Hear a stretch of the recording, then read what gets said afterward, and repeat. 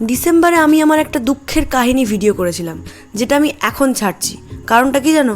কারণ আমি ল্যাদখোর। আমি নিউ ইয়ার রেজলিউশন নিয়েই নিয়েছি যে আমি ল্যাদই খাবো সারা জীবন। আর কেন আমি আমার দুঃখের কাহিনী বললাম, কারণটা কি কেউ গেস করতে পারবে? কারণটা হচ্ছে এবার আমার খাওয়ানোর পালা চলে এসেছিল।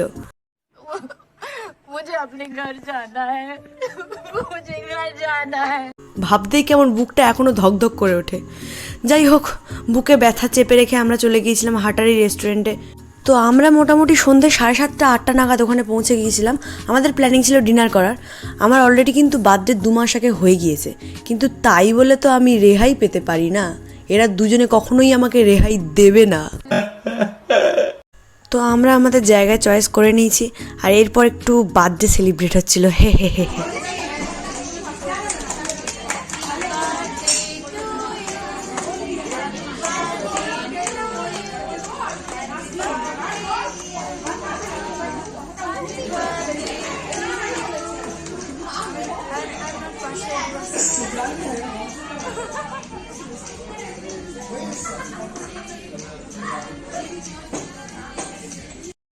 আর এর পরেই আসে খাবার অর্ডার করার পালা, যেটা শুনেই আমার মাথায় হাত পড়ে গেছিলো।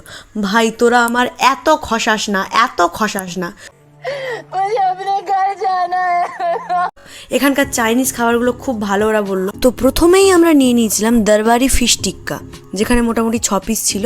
আর এটা সত্যি বলছি খেতে খুবই ভালো ছিল। মানে একেবারে চামচ দিয়ে, দেখো এইভাবে চামচ দিয়ে টিপলেই ভেঙে যাচ্ছিলো, এতটাই নরম আর এতটাই সুন্দর ছিল।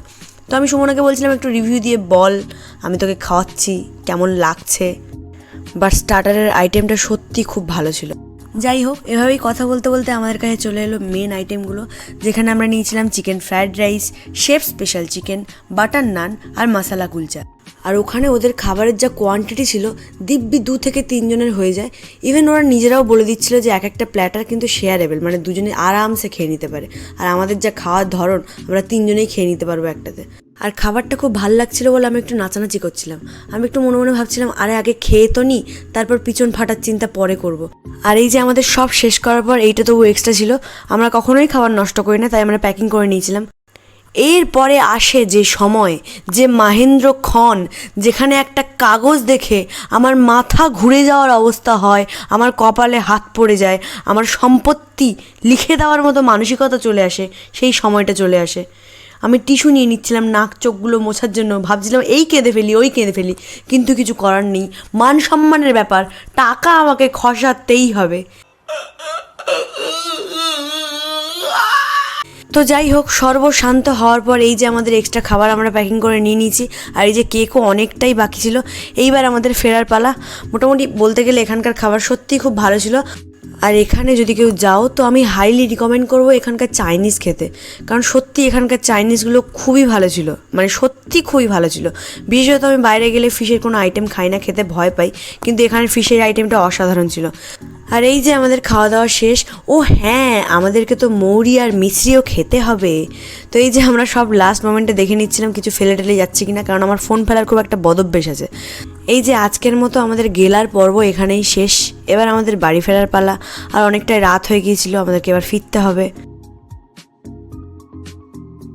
আমি প্রচণ্ডই ক্লান্ত হয়ে গিয়েছিলাম। আমার মনে হচ্ছিল কখন একটু বিছানায় যাব আর বিছানায় গিয়ে ধাপ করে শুয়ে পড়বো। অ্যাকচুয়ালি ল্যাদখোরদের কাজই ক্লান্ত হওয়া। আমি খেলেও ক্লান্ত হই, আমি শুয়ে শুয়েও ক্লান্ত হই, আমি সবেতেই টায়ার্ড হয়ে যাই। তো যাই হোক, অনেক অনেক অনেক বেশি ভাট বকে ফেলেছি। তো আমার এই ফালতু ব্লগ যদি তোমাদের ভালো লাগে তো লাইক, শেয়ার, কমেন্ট, সাবস্ক্রাইব করে দিও। যা ইচ্ছা, যা যা খুশি করে দিও। যাই হোক, বড্ড বেশি বকছি আজকে। ঠিক আছে, টাটা, বাই।